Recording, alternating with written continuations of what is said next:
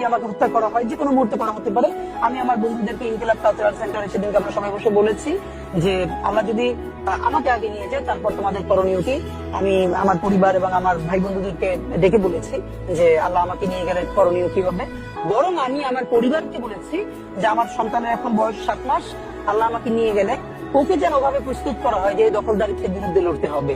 আল্লাহ ওকে যদি বড় করে ওর সন্তান দখলদারিত্বের বিরুদ্ধে লড়বে, এই স্পিরিট যেন ওকে দেওয়া হয়, এটা আমি আমার পরিবারকে বলেছি। সুতরাং ভবিষ্যতে বাংলাদেশের যে দখলদারিত্বের বিরুদ্ধে লড়াই, এটা তীব্রতর হবে। আমাদের গণ অভ্যুত্থানের পরে বিপ্লব হওয়ার কথা ছিল, হয় নাই, ছাই চাপা আগুন হয়ে আছে। সুতরাং আমরা যদি সেই আগুনের মধ্য দিয়ে নতুন ইনসাফের রাষ্ট্র তৈরি করতে না পারি, তাহলে দুটো কাজ হবে। ওই আগুন আমাদেরকে পুড়িয়ে দিবে, মানে বাংলাদেশ, এই জমিন, এখানকার স্বাধীনতার সার্বভৌমত্ব সবকিছু পুড়িয়ে দিবে। সিপাহী বিপ্লবের পর আমাদেরকে যেরকম ধ্বংস করে ফেলা হয়েছিল, হয়তো সেই পরিণতি হবে।